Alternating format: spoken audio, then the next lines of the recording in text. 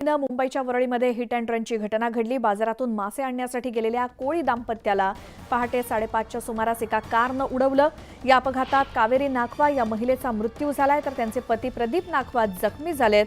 दरम्यान या प्रकरणी राजेश शहा यांना पोलिसांनी ताब्यात घेतलंय। राजेश शहा हे पालघरमधील शिवसेनेचे उपनेते आहेत आणि अपघाताच्या वेळी राजेश शहांचा मुलगा आणि ड्रायव्हर गाडीमध्ये होते अशी माहिती मिळाली आहे।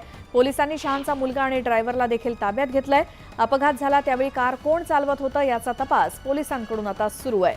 वरळीतील हिट अँड रन प्रकरणामध्ये BMW वाहनावरील शिवसेना पक्षाच्या स्टिकर आणि कारची नंबर प्लेट काढण्यात आली आहे। ही गाडी वरळी पोलिसांनी ताब्यात घेतली आहे, तर आदित्य ठाकरे देखील पोलीस ठाण्यामध्ये दाखल झाले होते। तर या संपूर्ण प्रकरणामध्ये जो कोणी आरोपी आहे त्याला लवकरात लवकर अटक करा अशी मागणी आदित्य ठाकरे यांनी केली। मुंबईमध्ये वाहन चालवण्याची पद्धत पूर्णपणे चुकीची आहे। एका भरधाव कारनं, हीच ती BMW कार ज्या कारनं आज पहाटे 5:30च्या सुमारास एका दाम्पत्याला उडवलं। हे दाम्पत्य स्कूटरवरून जात होतं, मात्र यामध्ये या महिलेचा मृत्यू झालाय। अधिक माहितीसाठी जाऊयात, आमच्या प्रतिनिधी सुस्मिता भदाणे आपल्या सोबत आहेत। सुस्मिता, नुकतेच आदित्य ठाकरे सुद्धा पोलीस स्टेशनमध्ये येऊन गेले, त्यानंतरचे या सगळ्या प्रकरणातले काय अपडेट आहेत? आताच काही वेळापूर्वी वरळीचे आमदार आदित्य ठाकरे यांनी नाखवा कुटुंबियांची भेट घेतली। प्रदीप नाखवा हे स्वतः यावेळेला उपस्थित होते।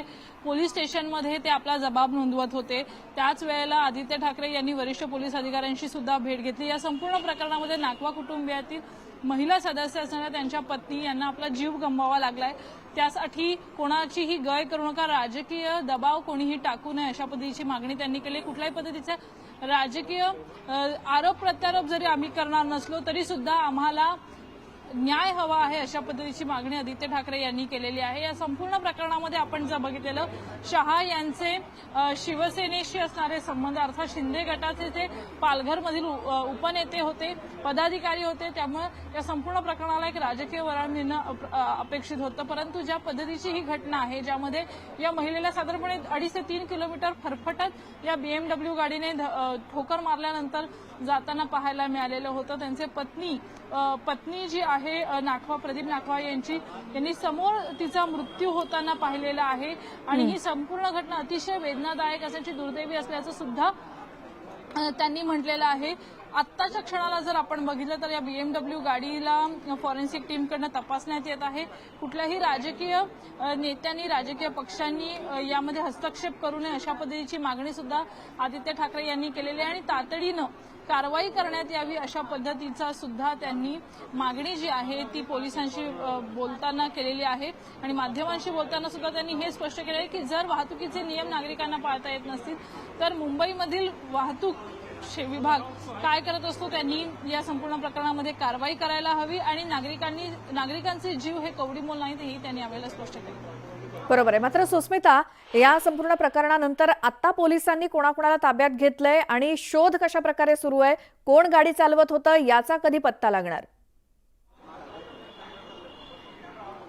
खरं तर सकाळी 5:30 वाजता ही दुर्घटना घडल्याचं पाहायला मिळालेलं होतं। ॲक्सिस 125 या गाडीला ठोकर मारलेल्या या BMW गाडीचे चालक आणि त्यामध्ये मिहिर शहा हा सुद्धा उपस्थित होता। या दोघांनाही कांदिवलीमधून ताब्यात घेण्यात आलेलं आहे। त्यापूर्वी त्यांनी काही तासांपूर्वी, साधारणपणे 12 तासापूर्वी एका पबमध्ये पार्टी केल्याचे सुद्धा, जुहूमधील एका पबमध्ये पार्टी केल्याचं सुद्धा काही सोशल मीडिया प्लॅटफॉर्म्सवरती स्टेटसमधनं आपल्याला त्यांच्या मित्रांनी मेन्शन केल्यामुळे पाहायला मिळालेलं होतं। या ठिकाणी सुद्धा पोलिसांचं एक पथक जाऊन पोहोचलेलं आहे।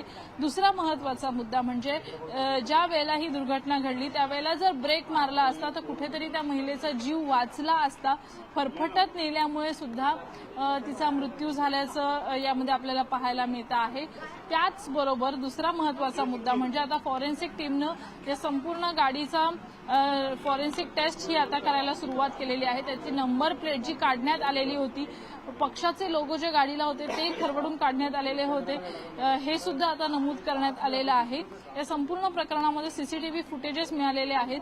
त्यानंतर मिहिर शहा याने गोरेगावच्या दिशेने प्रवास केलेला सुद्धा समोर आलेला होता।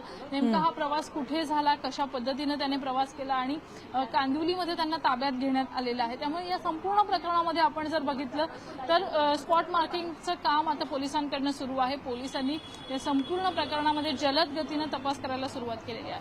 ज्यांच्याकडून हा अपघात झाला, ज्यांची गाडी आहे, त्या संपूर्ण शहा कुटुंबियांसंदर्भात काय राजकीय पार्श्वभूमी? खरं तर शहा हे पालघरमधील शिवसेना शिंदे गटाचे उपनेते आहेत आणि पालघरमध्ये ते काम करतात. त्या ज्या गाडीनं हा अपघात केला त्या गाडीचे ते मालक होते आणि या गाडीमधनं त्यांचा मुलगा मिहिर शहा आणि ड्रायव्हर हे प्रवास करत होते. ही संपूर्ण घटना जी आहे ती वरळीमध्ये घडली. जुहूमधील सोशल मीडियावरील स्टेटस नंतर एक गोष्ट पाहायला मिळालेली होती की त्यांचा मुलगा मिहिर शहा आणि त्याचे मित्र यांनी एकत्रितपणे पबमध्ये पार्टी केल्याचे काही स्टेटस किंवा फोटोज आपल्याला सोशल मीडियावरती पाहायला मिळतात. त्यानंतर ते वरळी. बरं सुस्मिता, थोडंसं थांबवते, मात्र या संदर्भात आपल्याकडे ज्या काही प्रतिक्रिया आल्या आहेत त्या आपण ऐकूयात. दिलेल्या माहितीसाठी धन्यवाद. त्यांना फरफटत 3 किलोमीटरपर्यंत नेलं, 3-4 किलोमीटरपर्यंत नेलं आणि त्यांचा त्या फरफटण्यामुळे मृत्यू झालेला. त्यामुळे मला असं वाटतं ह्याच्यामध्ये खरं तर 302 इंटेन्शनली हा झालेली गोष्ट आहे. हा 302चाच गुन्हा दाखल झाला पाहिजे आणि जो कोण आरोपी असेल त्याच्यावर कडकात कडक कारवाई ही पोलीस स्टेशननी केली पाहिजे. या संदर्भात माझं सिनियर PI साहेबांशी पण बोलणं झालंय आणि त्यांनी आश्वस्त केलं की कडकात कडक कारवाई हे पोलीस या सगळ्या प्रकरणात करतील. ते स्वतः जातीने या गोष्टीमध्ये लक्ष घालतात. नाही, नक्कीच बघितलं आम्ही पोलीस स्टेशन. मी हॉस्पिटलला होतो त्यांच्याबरोबर, नागपाबरोबर, आणि नंतर मी इकडे आलो त्याला घेऊन. आल्यानंतर मी इकडे बघितलं तर ही गाडी, मला कळलं की गाडी इकडे पोलीस स्टेशनला जमा केलेली आहे. तर त्यावेळेलाच बघितलं नंबर प्लेट पण दिसत नाही, कुठला तरी लोगो आहे तो पण खरवडलेला आहे, पण आता तो कुठल्या पक्षाचा आहे, कोण आहे याची कल्पना नाहीये. तुमच्याचकडून काहीतरी कळतंय की पत्रकारांकडून की काहीतरी शिवसेनेचा वगैरे काहीतरी नेता उपनेता होता म्हणून असं कळलंय. पण शेवटी तो माणूस आहे, त्यांनी जो नको तो प्रकार केलेला बिचारा एक व्यक्ती जी बाजारात करून मुलांचं घर चालवत होती, घर चालवत, त्या बाईचा अंत झालेला आहे आणि ते कुटुंब उघड्यावर पडलेलं आहे. मी आता त्यांना विचारलं तर बोलले की वळी सिलिंग पण घेऊन गेले. हे चुकीचं आहे. तुम्ही मिरर आहे ना तुमच्या गाडीला, बघा ना की पाठीमागे काय सिच्युएशन आले नाही. 2 मिनिटाच्या अंतर पुढे थांबा ना. असे कसे तुम्ही गाडी चालवताय? हे लायसन्स देते कोण तुम्हाला असे? किंवा दारू पिऊन गाडी चालवताय काय? की मोठे मोठे लोक सामान्य लोकांचा विचारच करत नाहीये. ह्या लोकांना एकदम चांगल्या कायद्यानुसार ह्या लोकांना अडकवलं पाहिजे, तरच हे लोक सुधारतील, नाही तर नाही सुधारणार. नाही तर सामान्य लोकांचा जीवाचा विचार तरी करा तुम्ही.